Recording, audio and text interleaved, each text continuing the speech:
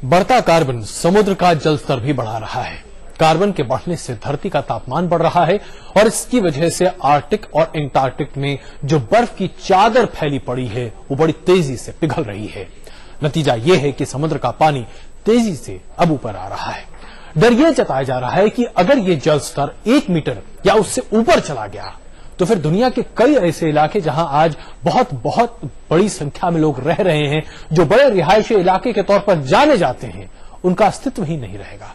जरा आप ये सोचिए कि आखिरकार क्या हम खुद ही अपने विनाश को निर्मित कर रहे हैं?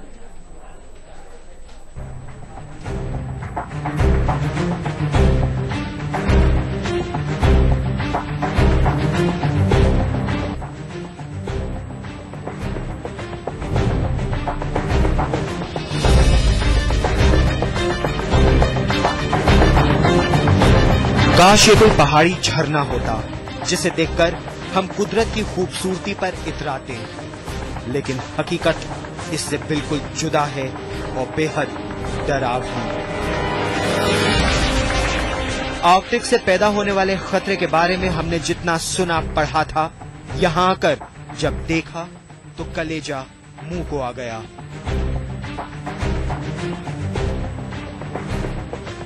आप ये जो नीली सी नदी देख रहे हैं, यहाँ दरअसल बर्फ का दरिया होना चाहिए था, लेकिन अफसोस यही नीला पानी नीली मौत बनकर धरती के दूसरे हिस्सों की तरफ तेजी से बढ़ रहा है।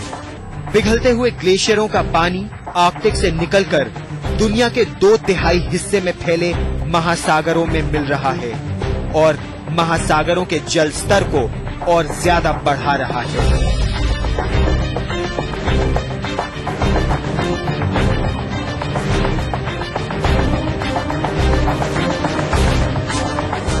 वो दिन दूर नहीं जब हमारा सुंदरबन डेल्टा पूरी तरह बंगाल की खाड़ी में समा जाएगा। किनारे पर बसे कई इलाकों को निगल जाएगा समंदर का यही पानी, और फिर यही बढ़ता हुआ पानी अरब सागर में भी सैलाब ले आएगा और हमारी मुंबई के निचले इलाके डूब जाएंगे।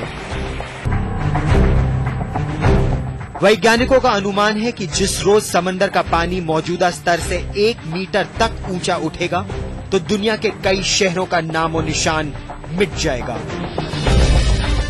असर हर ओर होगा, चाहे वो अमेरिका का न्यूयॉर्क हो, ऑस्ट्रेलिया का सिडनी या फिर लंदन।